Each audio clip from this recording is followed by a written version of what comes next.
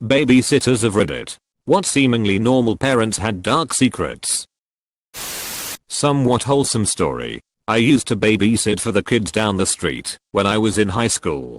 One night I went into the parents' bedroom to get something, I think a puzzle, and there was a book on the nightstand called How to Comfort Your Kids When You're Thinking of Divorce or something like that.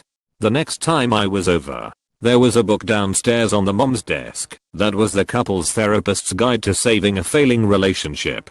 It made me sad because the parents seemed really happy together whenever I saw them. I felt bad that they must have been going through a hard time behind the scenes. My parents had a pretty unhappy marriage, so I tried to be extra nice to the kids. I hoped they hadn't had to listen to their parents fighting. Anyway, this went on for a few months with no further indications of trouble. I felt like I knew this awful secret that the kids didn't know. One night I came over to babysit. The mom was in grad school and she had a class and the same books were sitting on the counter.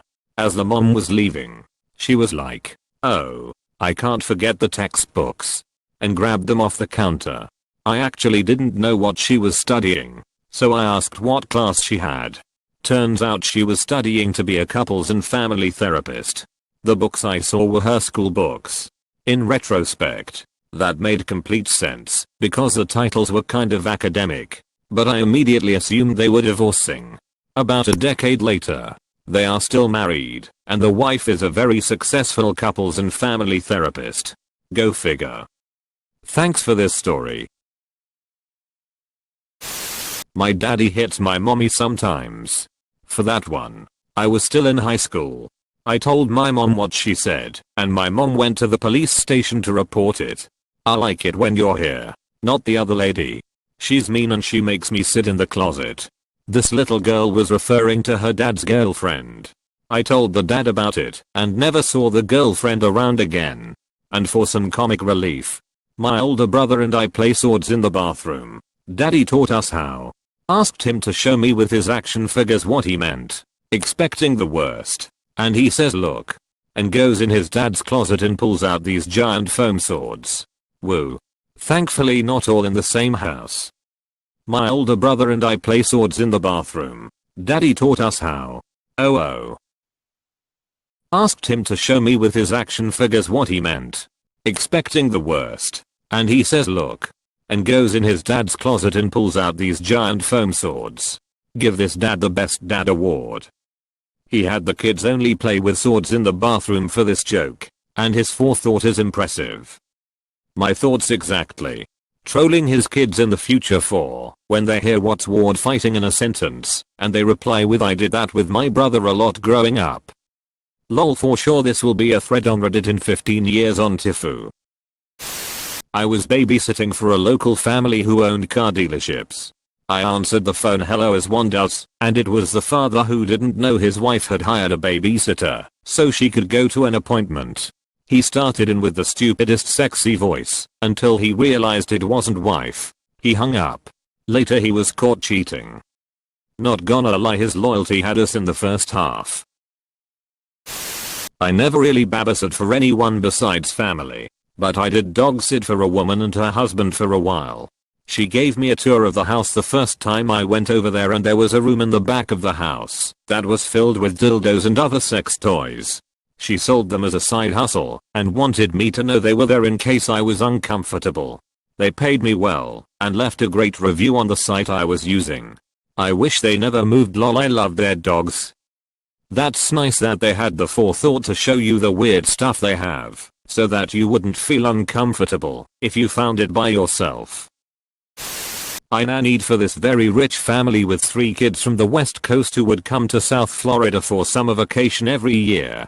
The mother was in her 30s, clearly had her kids when she was young, and was very stereotypically hot blonde, thin, big boobs, perfect teeth.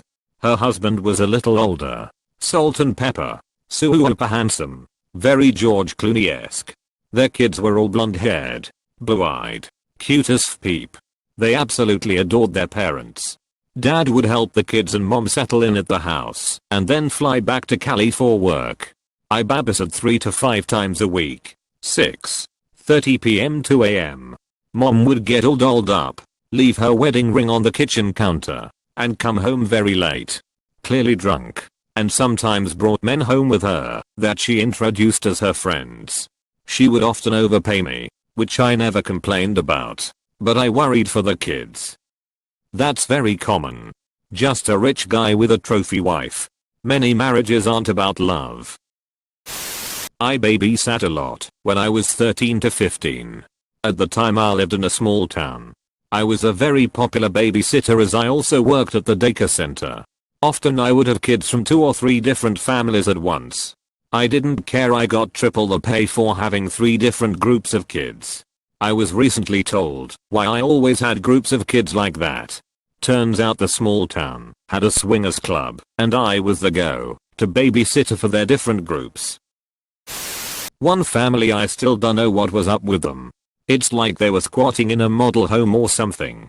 It was a fully furnished house that looked to be straight out of Better Homes and Gardens magazine. But there was nothing in the drawers, fridge or cabinets.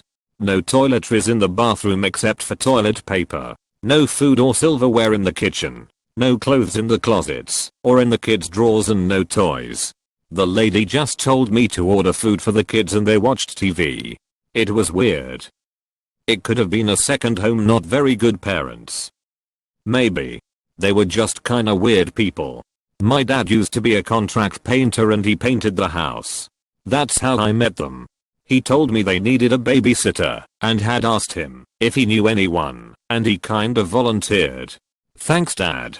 He felt like there was something off about them too, but not enough to feel unsafe volunteering me to babysit. I were weird, kinda creepy. I mean, who in their right mind asks their painter if they know anyone who can watch their kids? And then think cool. A complete stranger. That works. Definitely not good parents. I used to babysit for my next door neighbor who had an 8-year-old girl and a 5-year-old boy. I was 13 when I started babysitting for them, and I knew off the bat the kids were an interesting duo, to say the least. And I have too many stories to tell from when I was watching them. We all went to school together, so when we got off the bus, we'd walk to their apartment, and I'd watch them, made sure we got homework done, and make them the snack of the day. One day, we had a half day at school, and I think the mom forgot, because when we walked into the apartment, I heard one of the doors shut. At the time, we thought it was an intruder, so I grabbed the 5-year's baseball bat, told them to stay in the room, and I'd do some investigating.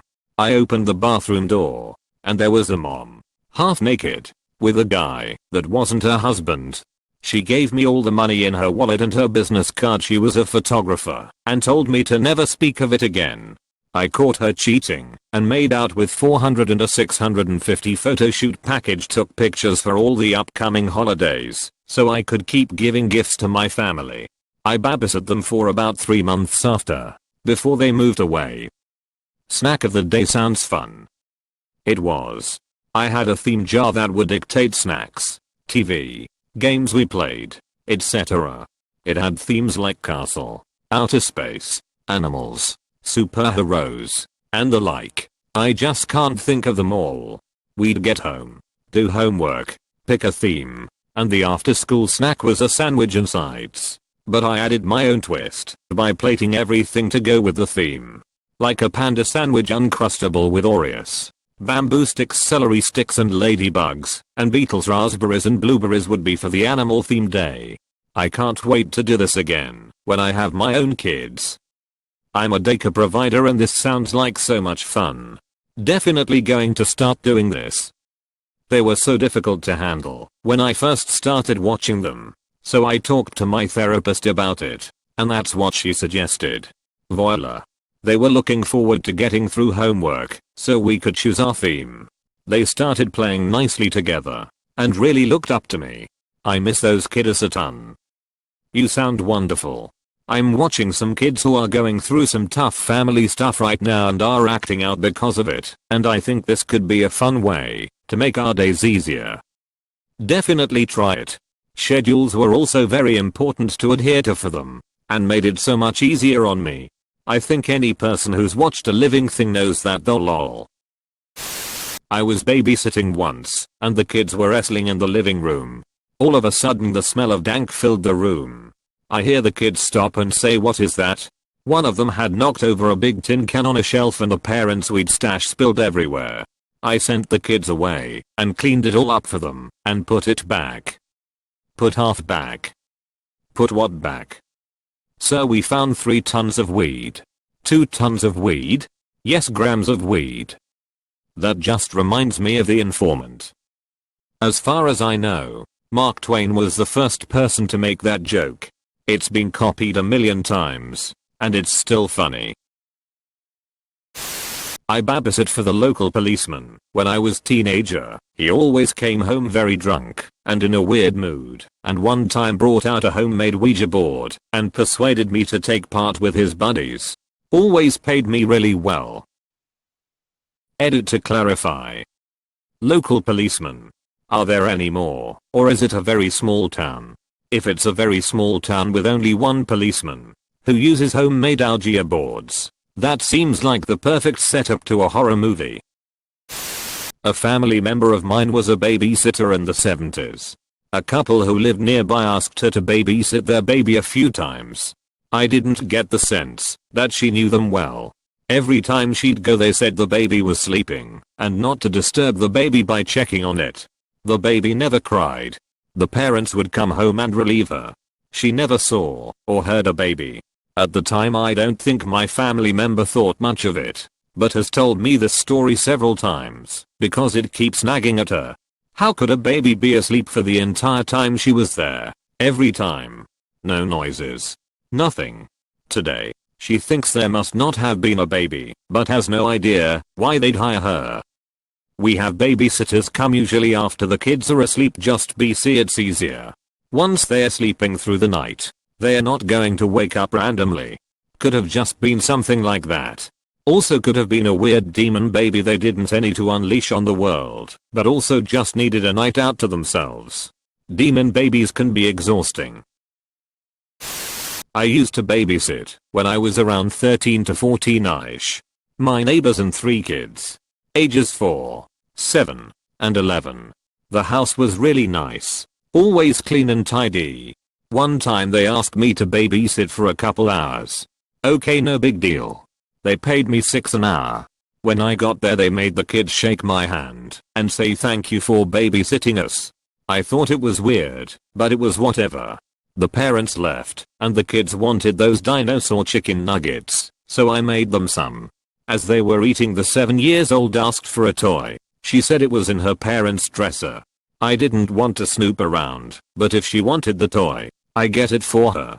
I went into the parents' room and found the dresser.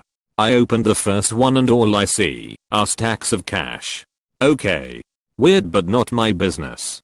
I went back out to ask the girl what dresser drawer it was in. She goes over and literally points at the second drawer and said, "Oh, don't open that one. It has bags of sugar in it." That's what I hear mommy say. I was like, oh. Okay then. She grabs her toy from the 4th drawer and runs off. I did take a peek in the drawer and sure enough, under the socks were bags of cocaine. I was shocked, but I didn't say anything. I put everything back where it was and left the room.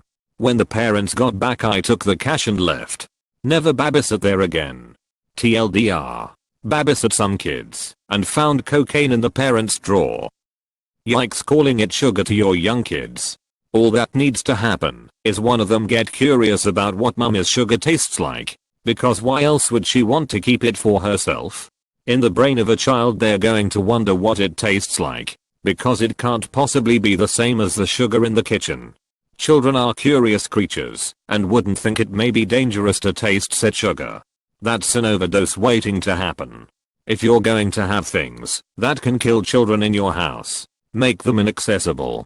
Calling cocaine bags of sugar is dangerous. Like how medications need to be kept out of reach of children. I babysit 3 to 5 times a week. You'd be surprised at how many sex toys I see. A lot of them are just out in the open. Like they forgot to hide them. I overnighted once, and the guest bed had bondage straps. Parents totally forgot about that. That's not too surprising. But some of their kinks are Probably the darkest was this 5-year-old girl I babysit. She was the victim of sexual assault for a couple years by an aunt and uncle. No charges pressed or anything. Mom and dad just cut all contact with that side of the family. I live in a small town, so I see the aunt pretty often. It's sickening. They understandably have a ton of cameras set up in their house now, and aren't gone for more than a couple hours. The child has a very weird bedtime routine, which is how I found out. What's the bedtime routine? She was 5, but it was more like putting an infant to bed. Almost as soon as it got dark out, the little girl would freeze up. She was pretty normal during the day, but at night she turned into a helpless child. She had to be put into a diaper. She had to be held and rocked to sleep. She had to have something in her mouth or she wouldn't sleep, so she got a pacifier. A couple other things too. It was sad. The situation with aunt and uncle was very complicated, and that's all I'll say about that. Child was in therapy. That poor girl. I hope she's in a much better headspace now, and that her abusers face justice eventually. Not so much as dark but really sad. I babysat for a typical upper middle class family. Dad worked, mom was stay at home. The mother was always a little overprotective, like checking on their daughter the second they got home. But I didn't think much of it. One night they came home, and we talked a little. She mentioned how much she loved children and her daughter, so I asked her if they ever thought about having another. She completely broke down and explained that she had multiple miscarriages before and after her daughter, so they stopped trying. I felt really awful and really sad, because it seems like she wanted another baby. I have found that so many women tell me about their kids or working on having kids that, even if it's a natural conversation point to ask about having kids, I won't. The risk that the answer would be hard for them is too high. If they want to talk about future kids, they'll tell me without being asked. Agreed. I have one kid and people ask me all the time if I'm going to have another. Did I never think of another? Hadn't I better get a move on with another? Truth is, we started trying for a second when my daughter was 5. She's 10 now. Geez, do I wish people didn't ask me that question. It brings up some difficult emotions. As it happens, we recently turned to IVF, and I've just found out this week that it worked, and I'm pregnant again, which is awesome. Congratulations.